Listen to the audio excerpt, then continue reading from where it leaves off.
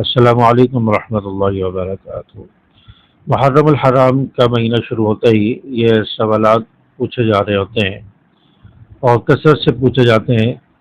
کہ کیا محرم الحرام کے مہینے میں شربت بنانا، سبیلیں لگانا اور شربت پلانا، حلیم بنانا، کھچڑا بنانا اور اس کو کھانا یہ کیا جائز ہے؟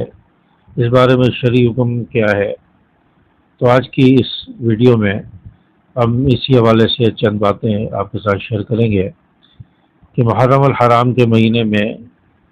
کھچڑا بنانا، حلیم بنانا اور کھانا، اسی طرح سبیل لگانا، شربت بنانا اور پلانا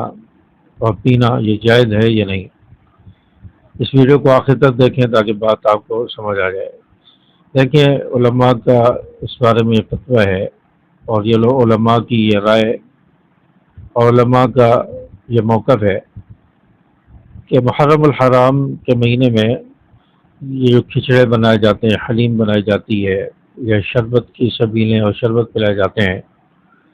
تو بذات خود ان چیزوں کے اندر کوئی قباحت نہیں ہے،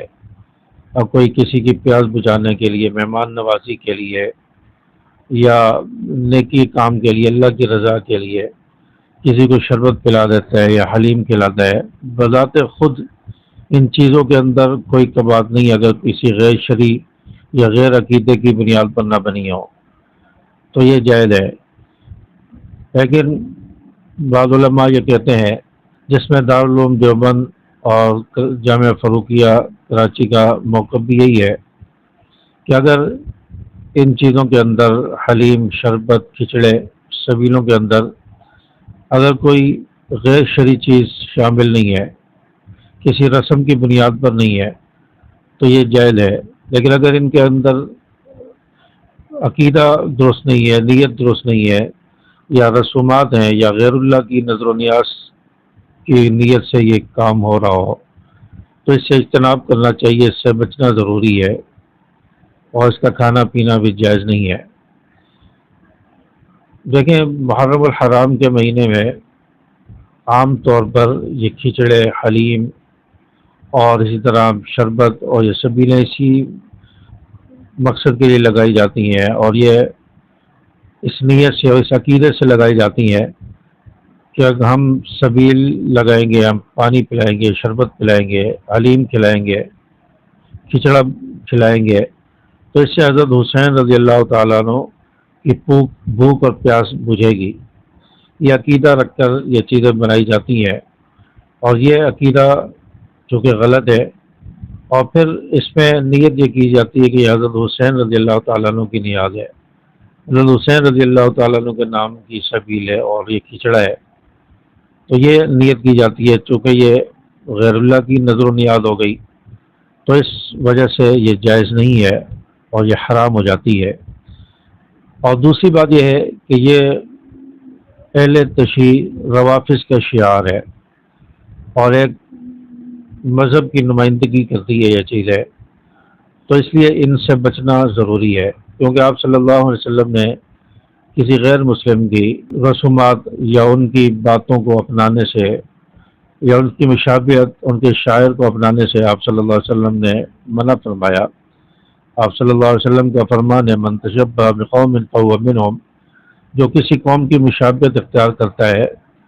بس وہ انہی میں سے ہے، یعنی وہ انہی میں شمار ہوتا ہے جو کسی قوم کی مشابہت کرتا ہے۔ اگر اس کی موت آ گئی تو یہ انہی لوگوں کے ساتھ کل قیامت کے دن اٹھایا جائے گا۔ یہ کتنی سخت بات ہے کہ ہم ہوں تو مسلمان، نمازیں پڑھیں، مسلمان کہلائے، لیکن چند رسومات اور شاعر اسلام کے خلاف روافظ کے شعار کو اپنا کر ہم جو ان کے ساتھ کل قیامت کے دن اٹھائے جائیں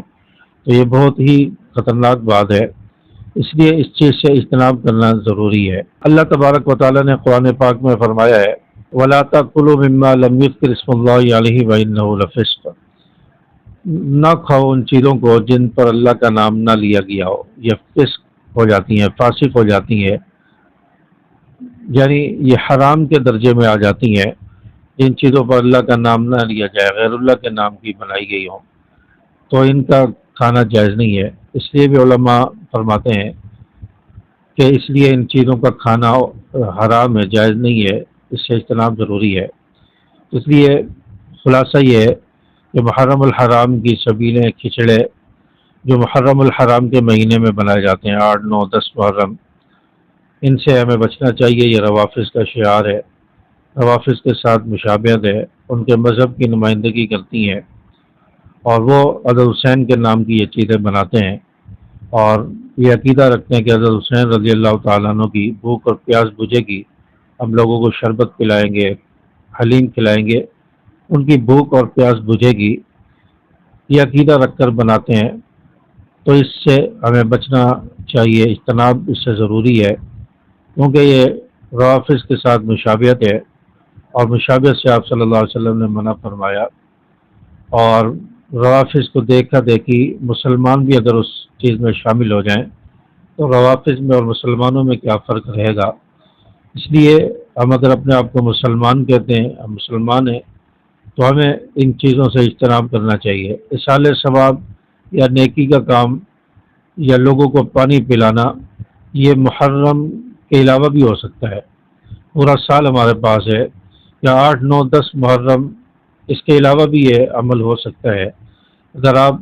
نیکی کمانا چاہتے ہیں، ثواب حاصل کرنا چاہتے ہیں، اللہ کی رضا کے لیے بنانا چاہتے ہیں، تو ان 3 دنوں سے ہٹ کر آپ بنائیں، ان 3 دنوں کے علاوہ بنائیں۔ کوشش کریں کہ پہلے 10 دن، محرم کے شروع کے 10 دن، پہلا عشرہ، اس میں یہ نہ بنایا جائے۔ اس کے بعد اگر آپ اللہ کی رضا کے لیے ثواب کی نیت سے یا گھر والوں کو کھلانے کے لیے بنانا چاہتے ہیں تو یہ جائز ہے۔ خاص طور پر محرم کے یہ 3 دن، 8، 9، 10 محرم اور پہلے عشرہ، اس سے اجتناب کیا جائے، اور ان 3 دنوں میں تو بالکل ہی نہ بنایا جائے۔ مسلمان اس چیز سے پرہیز کریں، اجتناب کریں۔ اور دوسری بات یہ ہے کہ یہ فضول خرچی میں آتی ہے، اسراف میں آتا ہے یہ عمل۔ آپ اسی پیسے کو اپنے گھر میں اپنے بچوں پر لگا دیں، یا آپ پیسے کو بچا کے رکھیں، اس کو 10 محرم کے بعد استعمال کریں، آپ لوگوں کو کھانا کھلا دیں، غریب کو پانی پلا دیں، اس کو کوئی ہدیہ دے دیں، یا محرم الحرام کے مہینے میں آپ استغفار کریں، ذکر کریں، درود شریف پڑھیں، قرآن پاک کی تلاوت کریں، نوافل کا، روزوں کا اہتمام کریں، عاشورہ کے جو روزے ہیں اس کا اہتمام کریں۔ یہ چیزیں ہمیں مسلمانوں کو کرنی چاہیے۔ باقی غیر اللہ کی نظر و نیاز سے، رسومات سے، جس میں کسی مذہب کی نمائندگی ہو رہی ہو یا کسی مذہب کا شعار ہو یا اس میں عقیدہ درست نہ ہو، غیر شرعی رسومات ہوں، اس سے ہمیں مکمل اجتناب کرنا چاہیے۔ اگر میری باتیں آپ کو مفید لگی ہوں، سمجھ آئی ہوں، تو ویڈیو کو لائک کریں، اور ویڈیو کو زیادہ سے زیادہ اپنے دوستوں کے ساتھ شیئر کریں، چینل کو ضرور سبسکرائب کر لیں، اور کمنٹس کے اندر ماشاءاللہ سبحان اللہ ضرور لکھیں۔ السلام علیکم ورحمۃ اللہ۔